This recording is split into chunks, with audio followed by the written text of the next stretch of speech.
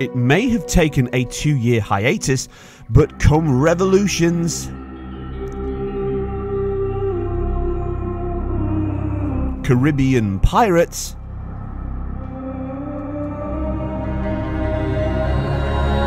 and even bad accents aplenty, then perhaps we shall start a revolution of our own. they're all no match for the Creed. The assassins are back, as far back as they've ever been. Ancient Egypt, in fact, the backdrop for our latest entry in the long-running Ubisoft monster, and this is an origin story. The clue's right in the name. Now, this new tale of deception, betrayal and skulking in the shadows has received one of the longest gestation periods of the last few releases. But is it a fair enough departure from the last outings, or will you simply get the hump from its familiarity? Carmoon with me as we unearth the treats the game offers and how it differs or not across the 3 formats of consoles. So let's turn back those sands of time and dive right in. An origin story it may be, but not everything here is a fresh start. The same Anvil Next engine continues to power the journey through this tale across console and PC releases, which are now much closer together. Reworked, updated and taking parts from previous games for inspiration. This was crafted by much of the Black Flag team that kicked the generation off and gave us the last time we saw a resolution gap of 900p on Xbox One, the S model here, and 1080p on the PS4. And this gap never returned until now. We again see a split of resolution between all consoles, and the modern caveat of dynamic scaling is now also a factor, along with the series TAA methods which have been present in previous entries but now have drastically improved here, but more on that shortly. The inspiration from Black Flag is also evident in the game's visual style, locale and expansion of the world, no longer confined to land but seafaring. Sorry, that's the last one I promised. Antics are now again possible. Underwater is no longer locked away to certain fixed points or hidden behind a loading section. No sub 500 megabyte console limit to worry about here allows this all to happen seamlessly as you see fit. Diving from a perch, searching for hidden treasure and admiring your Olympic lung capacity is a welcome addition and one of many visual boosts this game offers. These sections are treated to a soft blur across the surface distortion and have the engine's bokeh-shaped sample confusion zone along with a light bloom, a regular feature of the engine, especially during cutscenes. The way light penetrates the surface and depth is used to create murky areas of green as the algae becomes a conduit for the light bounce. This gives the areas a serene and realistic look. The refraction from the surface caustics enhance the look of these areas, making them a huge stride over Black Flag, which itself was great in this regard. The bokeh doff can also have some light flickering at times, likely due to being missed at points by the temporal anti-aliasing methods, but these are the sorts of boosts the higher resolution Pro version helps to resolve greatly.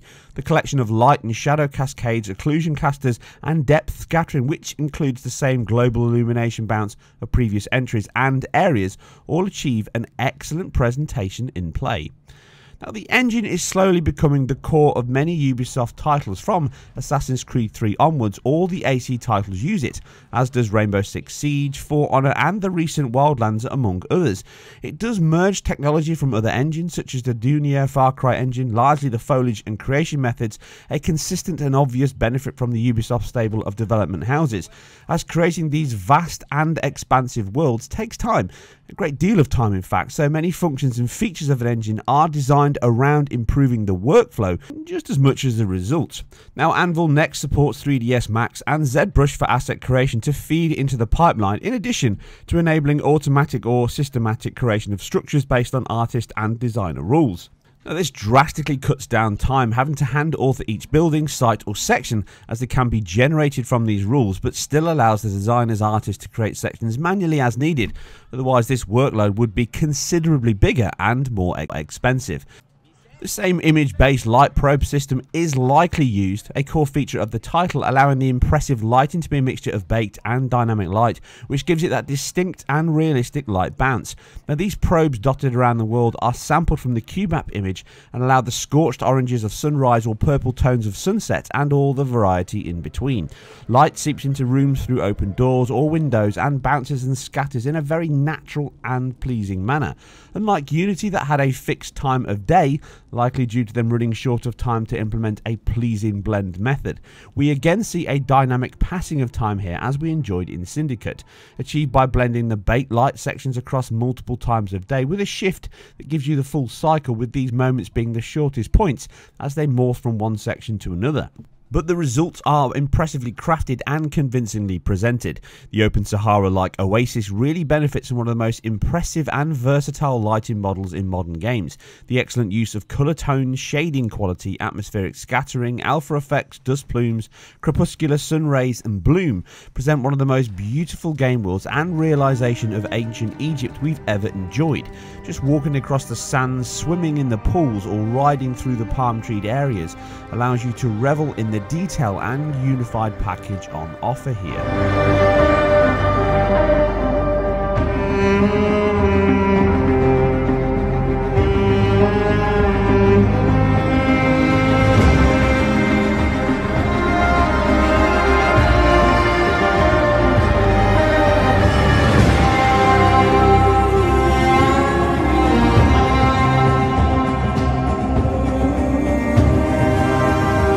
Conviction in the game's lighting model is only further enhanced by its incredible physically based material shading system that started life from Unity.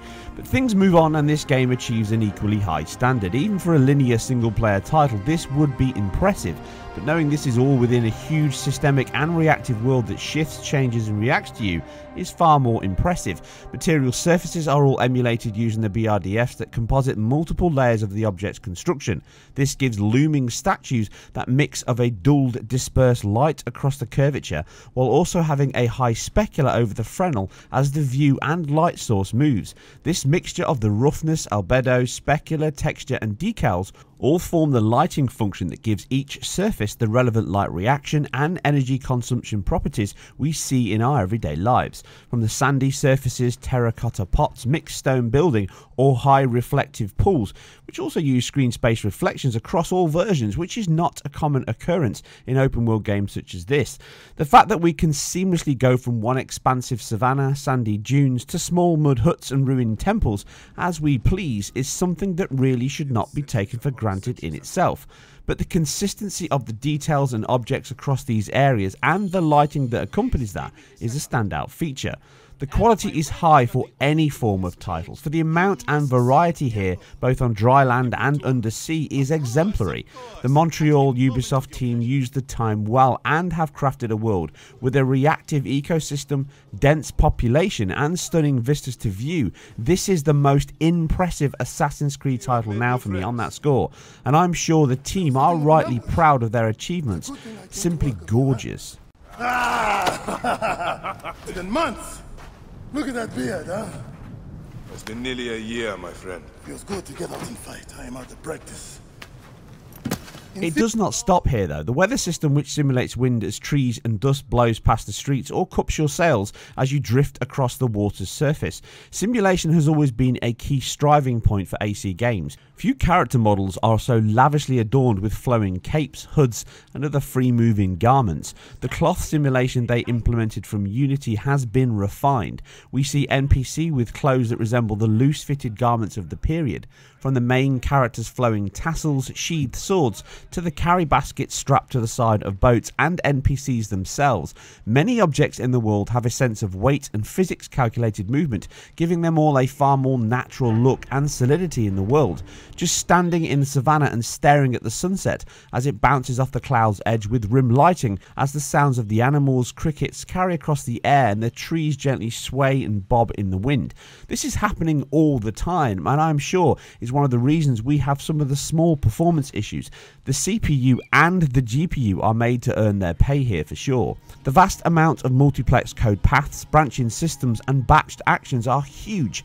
NPCs go about their business with a decent level of autonomy. Enemies scout and hunt for you when alerted, and even the wildlife reacts to your presence or actions, and even themselves. The entire world presents a believable charade that exists, operates and breathes with or without your appearance. As with many things, this could always be improved. NPC count is easily one of the best in open titles, but the mob-like levels of Unity are still resigned to revolutionary France, which helps boost performance. The shift between animation sets can be jarring, and pathfinding can still be comical at times. Likewise, the enemy is view scope and reactions. Movement can also have some small issues. It has decent interaction with bushes and long grass, which helps ground you in the world, as does when you walk through areas and your character reacts to objects near you by pulling your arms in near edges when you've got a torch in your hand, or changing your animation stance as you walk through deeper pools of water. Even NPCs can waft away flies as they're standing and talking. But the IK system can cause some jumps and random actions that pull you out occasionally. It does feel better than previous games in some ways, but the same in many others, to never seem as big a leap as the visuals. But with such a dynamic construct of options, paths, reactions and more, you will always have some scenes that show, but they are never a huge issue and feel almost a part of the series as the player agency themselves. Now these kind of small issues also carry over to the pop-up in the game. This has a great draw distance and a huge expanse, but there are points when you're walking or riding through the area where you can see these seams popping up again with the areas of bushes, trees and other things popping in front of you. Like many things, this is much better than previous AC titles, as is the actual image quality itself across all versions. Jumping back to something like Syndicate only 2 years ago, the shimmer and movement and edges from shadows, thin edges, specular edges and all the texture detail is much worse than what we see here. In fact, when you go back, it actually looks quite terrible when you're comparing these side by side here, and this is on the PS4 and the Xbox One versions. We're not even talking about the Pro here, which ramps that up to a whole nother level. As do the real-time cinematics, as they're always a high point that demonstrate the incredible animation talent present within the Ubisoft team is as abundant as the artistic and technical skills. They merge the motion captured scenes well with additional touches that enhance certain sections. Facial animation is particularly good, as you can gather mood and intent from expression alone. The lead, Bayek, is very good, balancing the mixture of anger and distance well within the scenes he is given. Yes, some parts fall flat, and the open-ended nature of the game's progression does lessen the impact and intent of the story somewhat, a constant battle in any open-ended title such as this. The scenes also ramp up the visual treats to the highest level. Post-effects are used much more, with a great depth of field, enhanced light and shadow quality, and improved shaders on materials, which includes the excellent materials that are also very good. The mixture of skin tones, diffuse lighting, hair and clothing are a very high quality indeed. We do get weaker characters and not as lavish with verts and design as the leads, which includes the animation rigging, but this is a minor niggle. You also get some points in these scenes that show the shadow quality of the title. Not only do we have decent resolution for cascade maps, but also the dynamic lights, which can include stencil shadows at times, are also very good across all platforms. They even have bokeh shapes in gameplay and cinematics through tree lines that look excellent at all times, but they can again sometimes suffer from the same shimmer as the DOF pass when you move the camera. The detail and quality is high in the game, with a great deal of the effect suite used in-game, but these stage sections allow the engine to ramp them up to the maximum. Aside the resolution and performance differences between platforms, it also shows a split from the Xbox version and the others. We do get scenes on that one that show a dynamic scaler is used on scenes that would stress the GPU even more. You can see here that the depth of field pass is on across all on this shot, but once we move to this other one with greater geometry on display, swaying foliage and alpha effects, we drop the filter on the Xbox One, but the other two remain. Now this appears to be on a scene-by-scene basis and may be a specific optimization tweak or a self-managed scaling system that allows the complete effects portfolio to scale up and down just like the resolution. Now this resolution dip can give us the slightly wider and more stretched sprite sampled bokeh shapes you can see on screen here from its approximate 1600 by 900p resolution that these sequences run at on the Xbox One, which appears to be that version's ceiling on resolution. Now maybe not the software limit, but the results from my counts never seem to exceed this. I can get counts that vary from a low of 1440 by 810 right up to the 900p ceiling, with large chunks hitting the mid-ground of 1536 by 864. This gives the One a softer look across all scenes, texture details are smudged more, distant objects are harder to define, and shimmer caused by subpixel interference is slightly higher, but this is the smallest gap between the PS4 due to the game's temporal AA, which is excellent in action. This can have some errors on alpha transparency effects though, with the dithered pattern used to blend the frames prolonged on the ship's sails, which gives a hall of mirrors or a trance-like effect to them. This dithered or jittered pattern can also be seen with the game's rendering system, giving us a softer, fuzzier edge, and even some sawtooth-like edges at times, just as I covered in the Syndicate Pro patch earlier this year. Likely a testbed for this engine's work. Now, it's likely not a checkerboard result here, but more from the jittered rendering methods present in the engine and the likely HRAA-derived temporal solution. It must be stressed that in normal play, though, these are almost impossible to notice. Only paused and zoomed in for analysis can we see them clearly. Now, talking of clear, this is the other boost the PS4 offers over the One. Now, with its new ceiling of 1920 by 1080 restored, we enjoy a sharper image in all sections, even if the noise from the depth of field and such are largely unchanged. The texture details from specular, normals and decals are cleaner, allowing them to stand out more. You can see great examples of this on screen. This also runs a dynamic solution though, with a low of 1756 by 972 found from my tests of longer draw scenes, but it does seem to spend the lion's share of its time at the 1080p limit, which overall presents a sharper game than the Microsoft console. But it is with the Pro we see the biggest boost to image quality yet. With its new ceiling of 2880 by 1620, just as the Syndicate patch delivered, we get a considerably cleaner, sharper and more detailed image across the board. The post-effect shimmer is dramatically improved here, as are the texture details. You can make clear leaps over the asset quality in gameplay and cutscenes. Not only this, but we also enjoy a sharper, more detailed image in action, with lighting, blooms, shadow edges and filtering all being dramatically better than the other two machines. One of the boosts is the ambient occlusion used. It appears to have a wider coverage of occluded sections, which gives more depth to objects, characters and cinematics, which is a nice boost over the other base models. But aside this though, we do not have any other extra features. Draw distance seems identical, shadow map, cascade distance, NPC count and alpha effects are all a match for its cousins, bar obviously the shift in resolution. The dynamic resolution base appears to bottom out at 1440p, which brings us to our final difference: performance.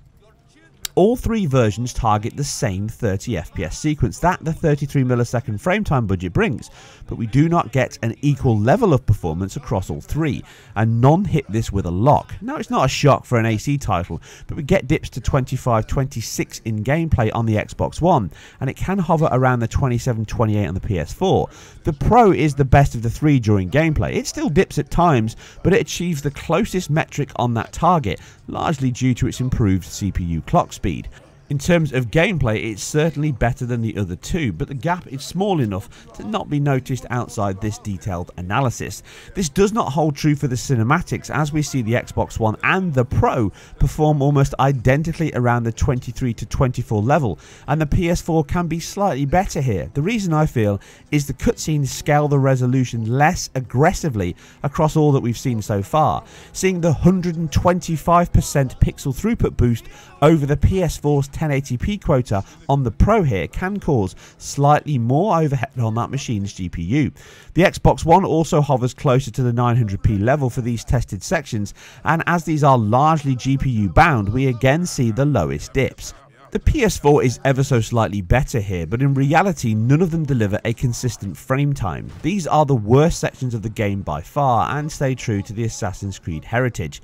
Although far from ideal, the gameplay is still much better than many other Assassin's titles, including Unity and Syndicate, especially on the Xbox, which could dip this low during gameplay on that console. So they have refined the experience, and later patches, which will come around the Xbox One X launch, which may also improve the performance in the cutscenes and also add HDR, which I've already had a very brief chance to look at here, but I'll be covering that in far more detail early next week when my Scorpio edition arrives. But I can tell you from my footage release, the X is hitting a native 3840 by 2160p resolution, and as I said back at the machine's announcement, this would be a game that could achieve that target with a dynamic solution, so I suspect we will see a lower bound of approximately 1620 to 1800p on the X machine with that ceiling of a full 4K.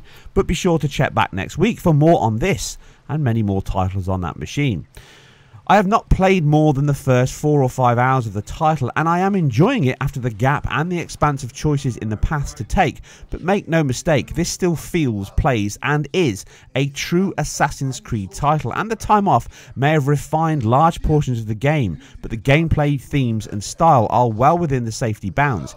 If you had grown tired of the formula and this setting does not entice you, as attractive as this game is, and it really is absolutely beautiful no matter which version you play, I highly doubt you will be swayed back into the Creed, even from the geezers here.